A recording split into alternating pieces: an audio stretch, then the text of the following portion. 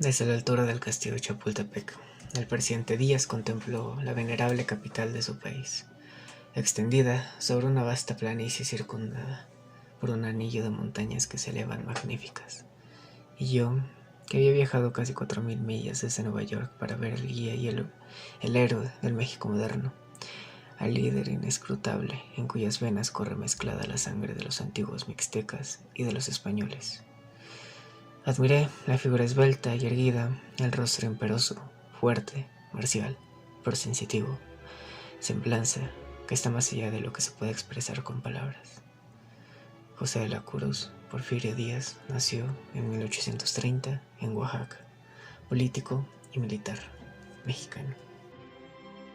De una familia medianamente rica, vivió desde su niñez en carne propia la guerra y un México devastado.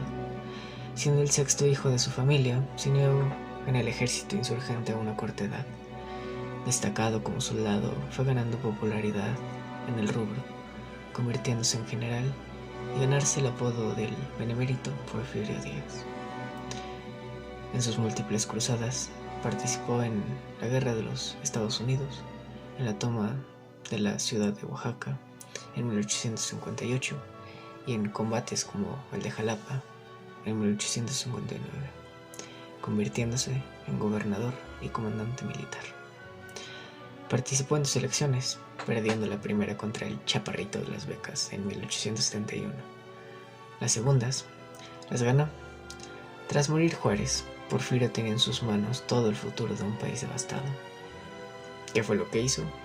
Echó las manos a la cabeza, pues tenía una deuda grande con el extranjero por los anteriores sexenios.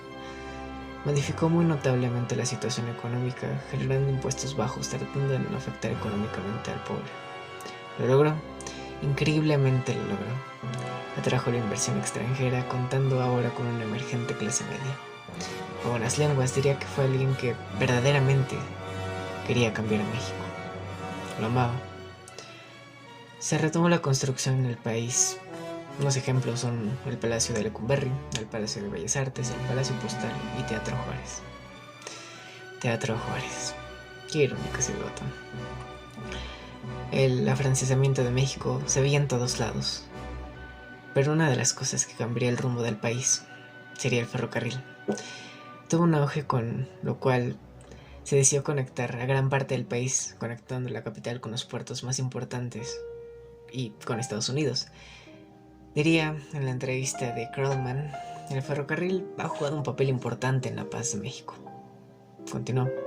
Cuando yo llegué a presidente, había únicamente dos líneas pequeñas, una que conectaba la capital con Veracruz, la otra con Querétaro.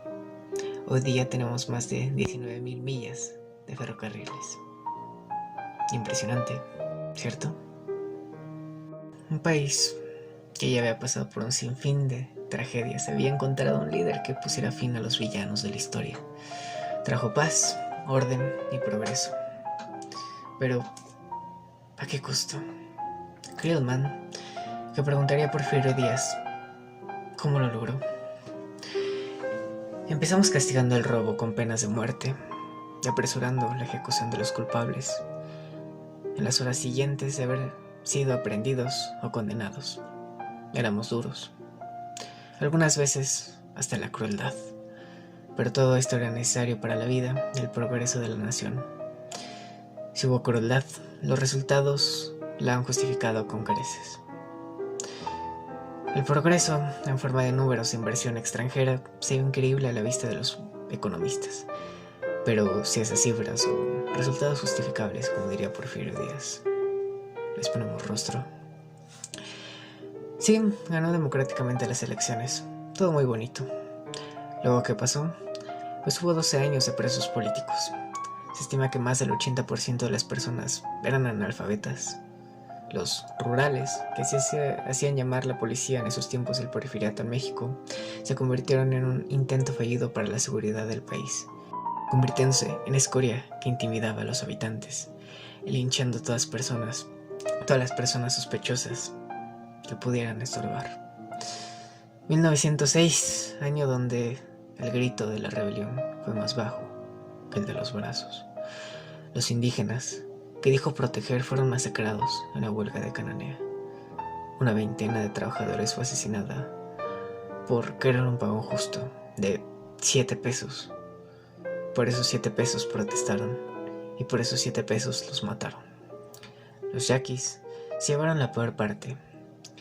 Si te quieres deprimir, te invitamos a que veas un documental de Taibo II en Netflix. La esclavitud era tan buen negocio que hasta el mismísimo hijo de Porfirio le entró. 1906 llegó y con ello las elecciones. México estaba preparado para, en sus propias palabras, su última presidencia. Por fin estaba sucediendo. Por fin estaba sucediendo el cambio. Porfirio, a los 80 años, ganó de nuevo. Y su eterno rival en los libros de historia, Francisco Madero, fue encarcelado. Todo el mundo, desconforme, olvidando los progresos que había traído, se levantó en armas, cansadas de la injusticia.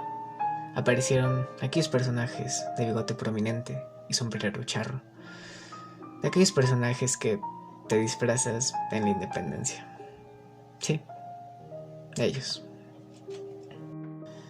Un año después, huyó a Francia, dejando al país que tanto amó. La paz, el orden y el progreso se tiñeron de rojo. Todo por lo que había luchado fue en vano. Hasta inspira compasión. ¿A poco no? Porfirio no vivió para ver a México en paz. Sus peores miedos se hicieron realidad. Murió en 1915, en Europa, en primera fila para ver el estallido de la Primera Guerra Mundial. Hasta inspira compasión. ¿A poco no? Durante 7 años los mexicanos hicieron su mejor esfuerzo para asesinarse unos a otros, hasta que un político y un general los derrotaron a todos. En 1917 crearon su propia constitución. ¿Pero cambió algo? Pues no. Los muertos los encontrabas a la vuelta de la esquina o enterrados a medias en las calles. Bueno o malo, una víctima de su país, un héroe que le dio un rayo de esperanza a México, el diablo encarnado en vida, o quizá solo un ser humano, víctima de las circunstancias que, al igual que el mexicano más pobre, comparándolo con él, tenía una venda en los ojos, temeroso por no saber qué sucedería en el futuro. Nadie lo sabe. En la guerra no hay buenos ni malos, solo víctimas de un sistema que muchas veces no podemos cambiar. Muerte, muerte, muerte. Diría Mark Twain, la historia no se repite, pero a veces rima.